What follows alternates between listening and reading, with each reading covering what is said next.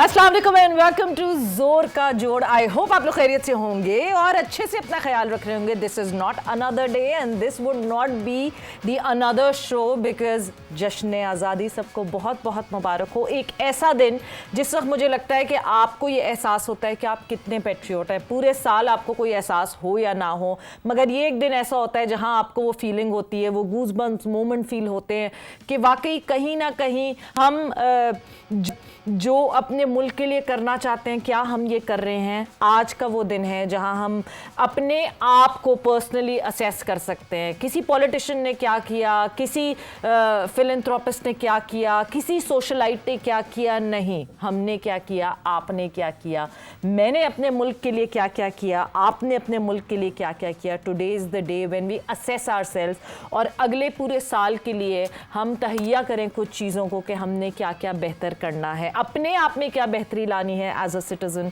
कि हम अपने मुल्क को बेहतर कर सकें, अपने मुल्क के लिए बेहतर चीज़ें कर सकें। वो कहते हैं ना, कतरा कतरा बने समंदर।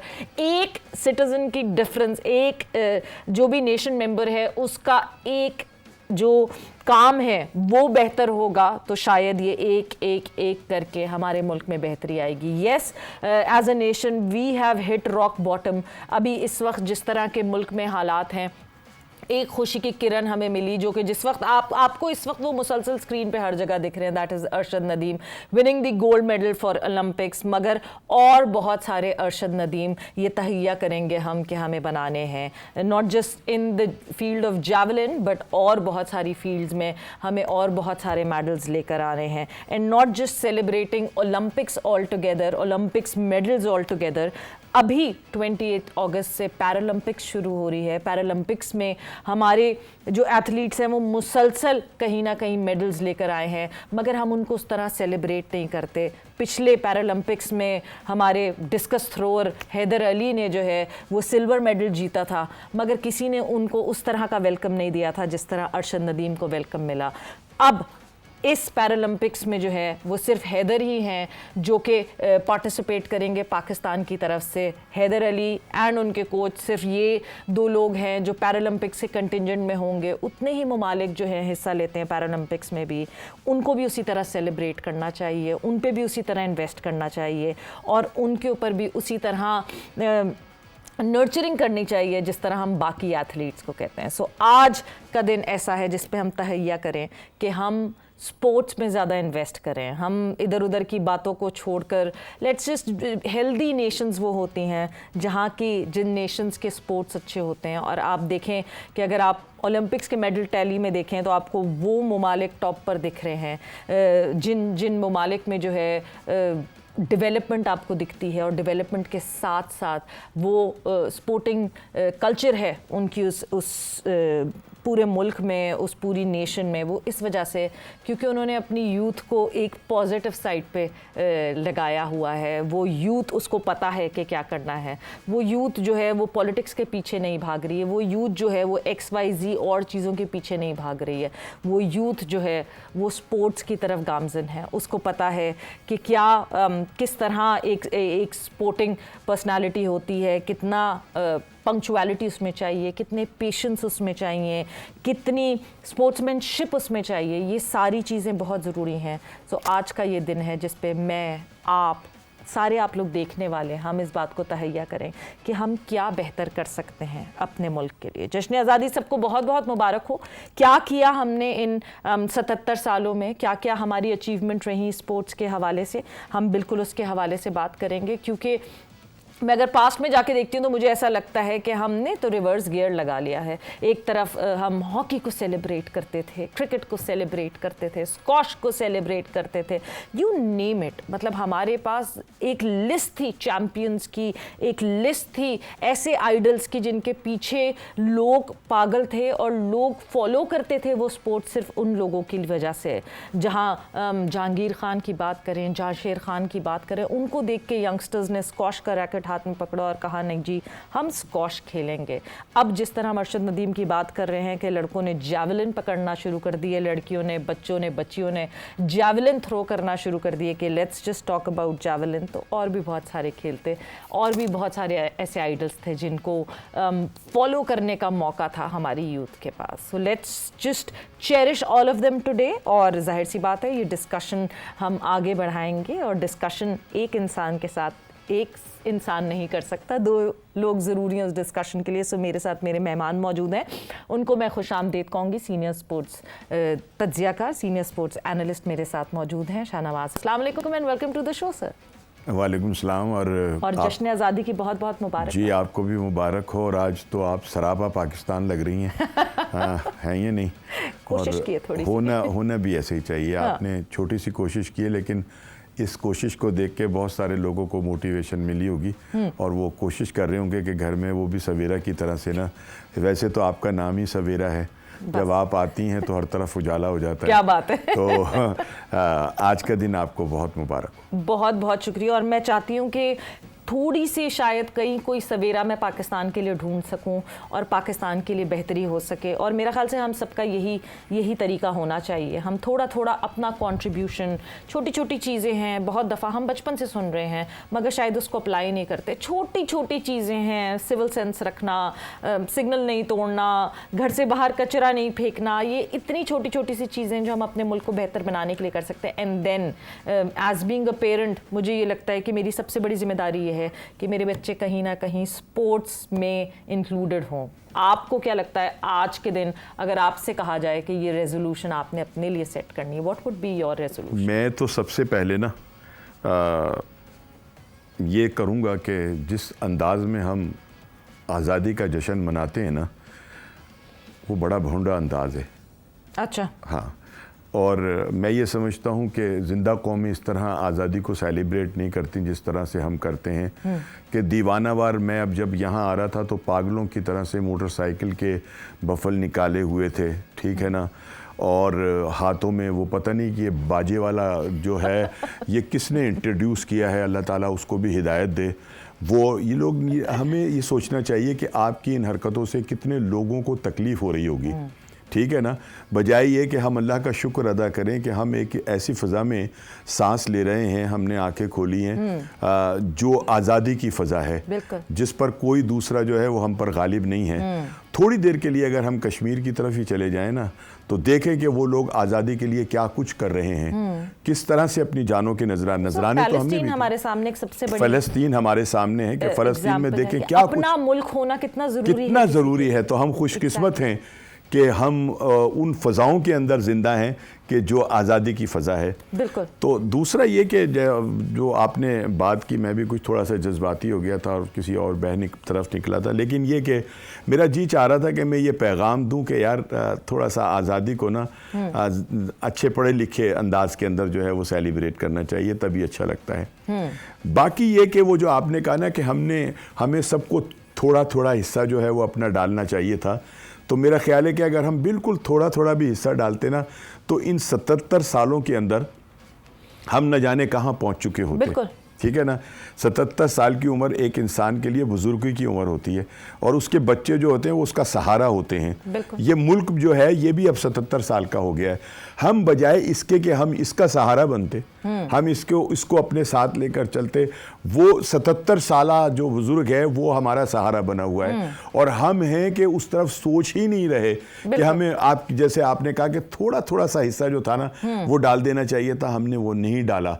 हम इसको नोच रहे हैं, इससे लूट खसूट कर रहे हैं, इसको खोखला कर रहे हैं, इससे छीन रहे हैं, बजाय इसको कि अपने मुल्क को कुछ देते हम इससे सब कुछ लेने की कोशिश में लगे हुए हैं। बिल्कुल, ये बहुत बुरी बात है। और इंतज़ार कर रहे हैं कि कोई और जो है कोई चेंज लेकर आए, किसी और के कंधे पे हम आसरा करें और कोई और जो है हमारे मुल्क को बेहतर करे। नहीं, हमें खुद सबसे पहले अपने आप को बेहतर करना पड़ेगा इस मुल्क को बेहतर करने के लिए।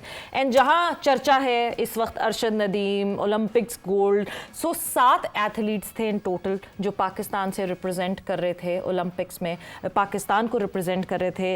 एक ओलंपियन जो अभी पेरिस ओलंपिक्स 2024 में हिस्सा बनी, पाकिस्तान को रिप्रेजेंट किया, वो ओलंपिक्स की शुरुआत से पहले भी हमारे साथ यहाँ मौजूद थी हमारे इस प्लेटफॉर्म पे। मैं फिर उनको अब वेलकम करूँगी अपने शो पे। कशमाला तलत हमारे साथ मौजूद हैं, पाकिस्तान की शूटर। कशमाला, सबसे पहले तो अस्सलाम वालेकुम, जश्न आज़ादी मुबारक हो and welcome to the show.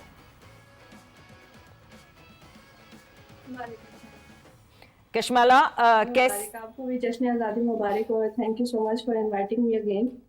You are welcome. And एक कशमाला थी ओलंपिक्स पे जाने से पहले की और अब है ओलंपियन कशमाला तलत हमारे साथ मौजूद हैं। उस ओलंपिक्स पे जाने से पहले वाली कशमाला और अब ओलंपियन बनकर वापस आई हुई कशमाला में कितना फ़र्क है? आप अपने अंदर कितना फ़र्क फील करती हैं कशमाला?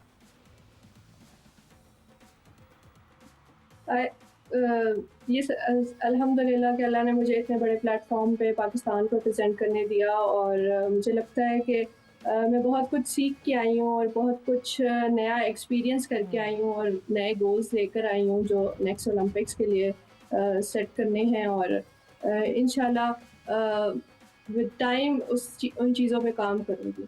बिल्कुल। हमें बहुत फ़ख्र है कशमाला आप पे कि आप जो हैं आपने जाके हमें रिप्रेजेंट किया। लेट अलोंग क्या रिज़ल्ट रहा, क्या परफॉर्मेंसेस रहीं? This was your first time representing in Olympics. हमारी एक फ़ीमेल शूटर ओलंपिक्स में गई, हमारे लिए मेरे ख़्याल से सबसे बड़े एजाज़ की बात ये हो सकती है। बट जब ओलंपिक्स से पहले आप हमारे इस प्लेटफॉर्म पे आई थी, शाहनवाज साहब आप हमारे साथ मौजूद हैं, मैं एक जुमला कशमाला का जो मेरे दिमाग में अटक गया था और मैं वक्तन फ़वक्तन लोगों से वो बात करती रही कि कशमाला ने कहा कि नहीं, हमें ये रियलाइज़ कर लेना चाहिए हम एक ऐसी कौम है जिसमें ज़्यादा जिनके पास बजट नहीं होता है, उनको उन्हीं अपनी जो स्केर्सिटीज़ हैं उनमें अपने आप को मैनेज करके बैलेंस करके अपने आप को सेटल करके करना चाहिए। ये हमारी एक वो एथलीट जो कि ओलंपिक्स में हमें रिप्रेजेंट करने जा रही थी, बट उनके पास भी ये रियलिटी चेक था कि हमारे पास कुछ ज़्यादा है नहीं, तो हम जो हमारे पास वसाइल हैं उसी में गुजारा करेंगे। नहीं, ये तो कशमाला हमारी बेटी है, हमारे वतन की, हमारा ये प्राइड है जी। इनके तो अपने वसाइल होंगे शायद, तो इन्होंने उन वसाइल को वो कर लिया यूटिलाइज़, बट जिनके पास नहीं हैं और सलाहियतें हैं और वो टैलेंटेड हैं, वो कहाँ जाएं, वो क्या करें? तो मेरा ख्याल है कि कशमाला अब ओलंपियन है, उनको ये बात करनी चाहिए कि जो जायज़ मतलब हो सकता है वो अपने खिलाड़ियों के लिए करना चाहिए। हमारा खिलाड़ी जो है वो तो बेचारा अपने किचन से ही फारिग नहीं होता, उसके जहन में तो ये होता है कि मेरे बच्चे कैसे पलेंगे, और तो वो को हम ये करते हैं कि हम उससे गोल्ड मेडल लें, उसको कहें हमें गोल्ड मेडल ला कर दो। यार ये कैसे मुमकिन हो सकता है कि एक बंदा जो अपने घर के झंझटों से नहीं निकला, हम जब तक अपने खिलाड़ियों को इस झंझट से नहीं निकालेंगे, हम कोई तवक्को ना करें कि कोई हमें गोल्ड मेडल जीत कर देगा। ये तो जो अरशद वाला मसला है, ये तो अल्लाह ताला की कोई बहुत ही बड़ी ब्लेसिंग थी कि जो इतना बड़ा काम जो है उस बंदे ने जो है वो कर दिया और अल्लाह ने उससे करवा दिया। अदरवाइज़ ये कि यहाँ पर पता नहीं कितनी कशमाला जो है वो मौजूद हैं, लेकिन वो वसाइल के ना होने की वजह से बेचारी अपने आप को नहीं, अपनी परफॉर्मेंस नहीं दे सकती। सो ये है कि वो करता धरता कि जो माशाल्लाह इस मुल्क से बहुत कुछ हासिल कर रहे हैं, उनको चाहिए कि वो इन ऐसे लोगों के ऊपर इन्वेस्ट करें। इनफैक्ट हमारे ये जो लोग जो ओलंपिक्स में जाके रिप्रेजेंट करते हैं, हैट्स ऑफ टू देम कि वो यहाँ इस स्टेज तक पहुंचे हैं। हमारा कोई राइट नहीं बनता कि हम उनकी परफॉर्मेंसेस पे क्रिटिसाइज करें, क्योंकि वो एक स्टेप फॉरवर्ड ओलंपिक्स में तो गए। वक्त एक ब्रेक का हुआ है, ब्रेक पर जा रहे हैं और ब्रेक से जब वापस आएंगे तो अपनी डिस्कशन को कंटिन्यू करेंगे और हमारे एक और मेहमान भी हमें ज्वाइन इन करेंगे।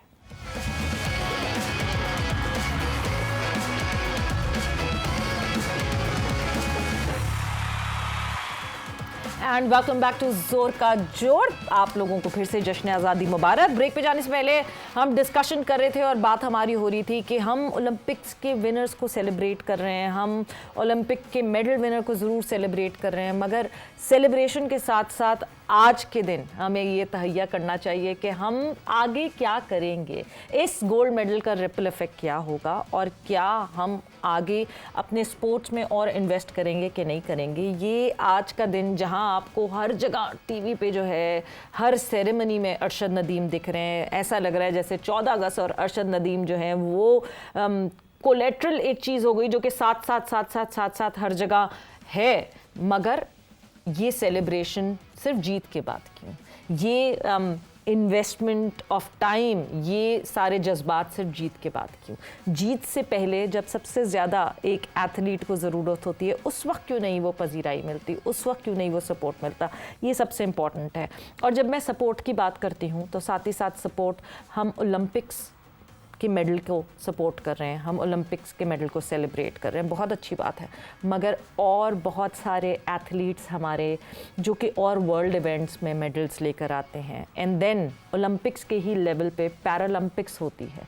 पैरालंपिक्स में जब हमारे कोई एथलीट मेडल लेकर आते हैं, हम उनको उस तरह सेलिब्रेट क्यों नहीं करते? सो एक हमारे ओलंपियन, हमारे पैरालंपियन हमारे साथ मौजूद हैं और हैदर अली, हम इंतज़ार कर रहे हैं कि हैदर हमारे साथ कनेक्ट हों। हैदर का मैं इंट्रोडक्शन आप लोगों को करवाती हुई चलूँ, बिकॉज़ यही है ना कि हम बहुत मुश्किल से, जब तक अरशद नदीम ने गोल्ड नहीं जीता था तब तक जो है बहुत सारे लोग अरशद नदीम को नहीं जानते थे, शाहनवाज साहब। सो अगर मैं हैदर अली की बात करूं, सो हैदर अली ने जो है वो पिछले ओलंपिक्स यानी टोक्यो 2020 में सिल्वर मेडल जीता पाकिस्तान के लिए पैरालंपिक्स में, और डिस्कस थ्रो में उन्होंने जीता। This was the first time के डिस्कस थ्रो में किसी ने सिल्वर मेडल जीता हो। इससे पहले और पीछे चले जाएं, ये मैं टोक्यो 2020 की बात कर रही हूँ, उससे पहले और पीछे चले जाएं तो बीजिंग पैरालंपिक्स गेम में 2008 में एंड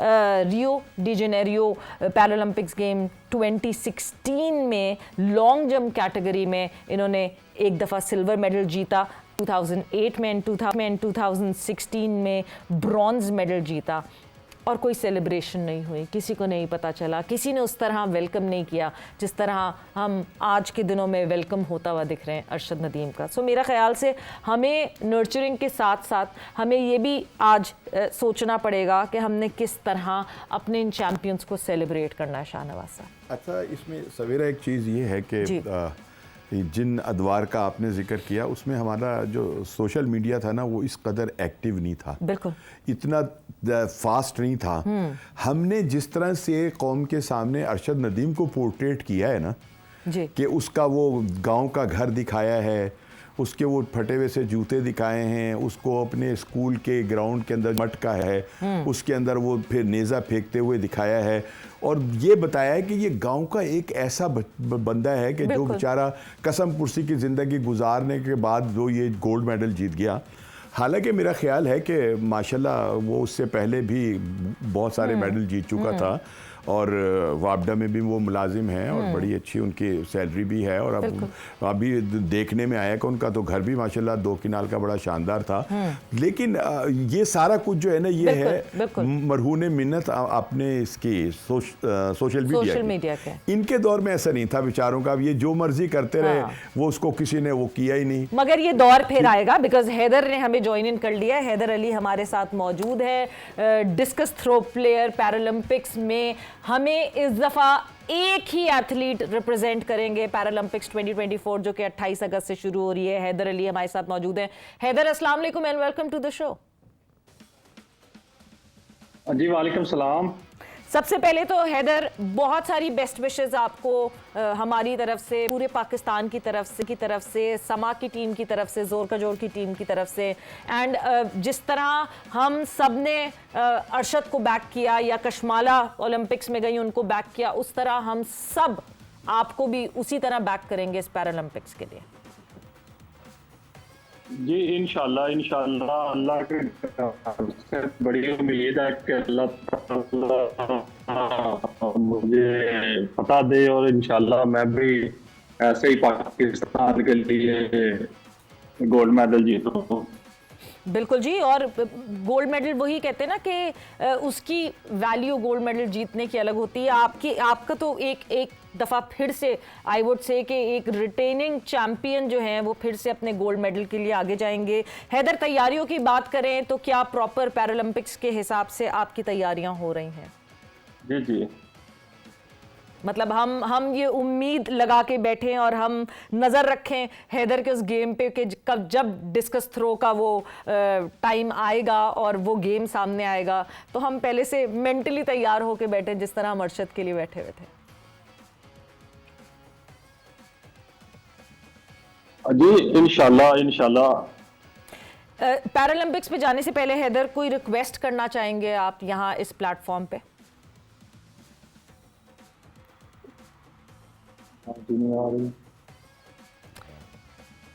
आवाज़, मेरे ख्याल से कोई आवाज़ में कोई इशू हुआ है, कोई हमारा कनेक्शन में प्रॉब्लम हुई है। Kashmala, coming back to you, सबसे पहले तो ओलंपिक्स का किस तरह आपका एक्सपीरियंस रहा और कितना, किस लेवल तक आपको सीखने को मिला और कहाँ कहाँ लैकिंग थी आपकी? आई थिंक सो कि ओलंपिक्स में मुझे बहुत कुछ सीखने को मिला और एक्सपीरियंस की बात करूँ तो एक्सपीरियंस वाज वेरी गुड।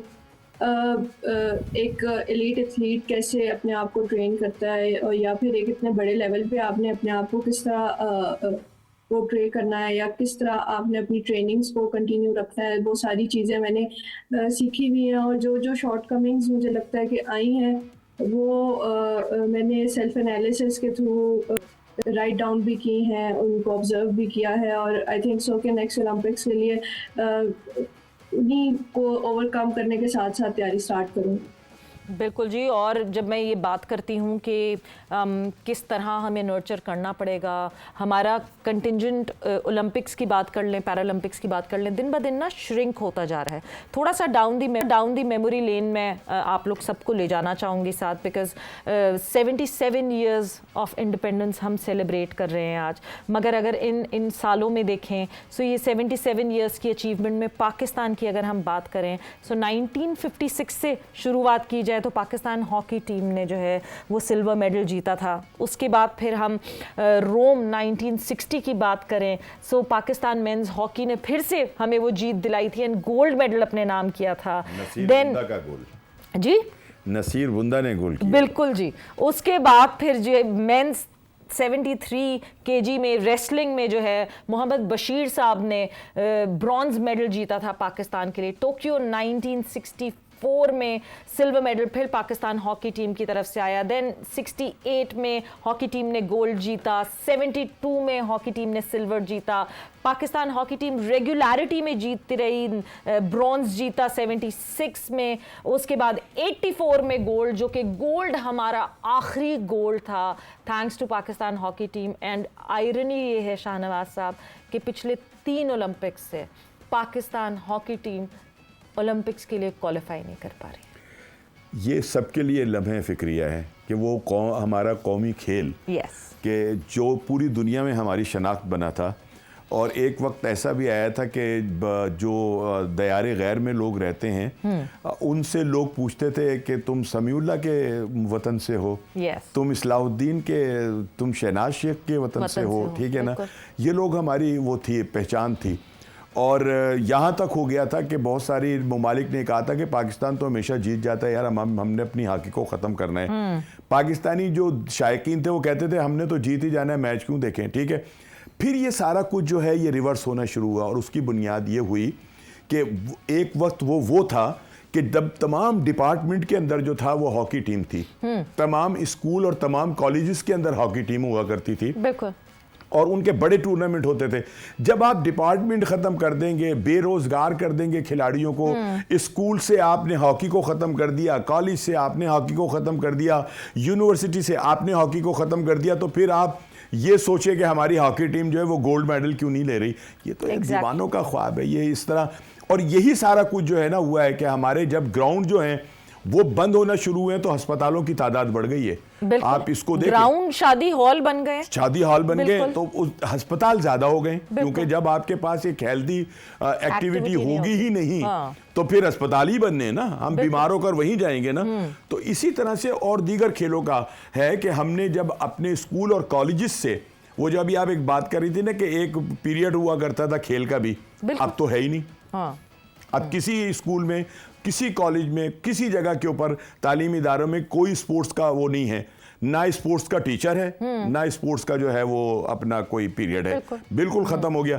आपने अपने तालीमी इदारों से स्पोर्ट्स को जब ख़त्म कर दिया, अब हम सोच रहे हैं कि हम गोल्ड मेडल क्यों नहीं ले रहे। आपके करिकुलम का हिस्सा होता था। पाकिस्तान हॉकी टीम की बात करें तो 1992 में आखिरी दफ़ा ब्रॉन्ज मेडल जो पाकिस्तान हॉकी टीम ने हासिल किया था और उसके बाद से 92 से अब 2024 में हमें मेडल जीतने का मौका मिला। Kashmala, coming back to you, 7 athletes and almost शायद 13 हमारे ऑफिशियल्स थे, एक छोटा सा कंटिजेंट था पाकिस्तान का। आप इर्द गिर्द देख रही होंगी बहुत सारे हमसे छोटे छोटे ममालिक का कंटिजेंट हमसे बहुत बड़ा होगा। कोई एक मुझे पता है कि उस वक्त जब आप अनाउंस होता है नाम, पाकिस्तान का कंटिजेंट जब फॉलो करता है, फ्लैग बेरियर अरशद नदीम भी थे साथ, मगर कहीं ना कहीं इर्द गिर्द देख के कशमाला ये फील हुआ कि हम भी तो ज़्यादा लोग हो सकते हैं, हम भी तो और लोग ओलंपिक्स का हिस्सा बन कर सकते हैं। First of all I think so कि मैंने opening ceremony as such attend नहीं किया, मेरे एक्सपीरियंस में वो चीज़ नहीं आ सकती, मैंने कॉन्टिजेंट नहीं देखे, बट ओवर नहीं I was having the match on the next day, so हमने ओपनिंग सेरेमनी मिस की थी।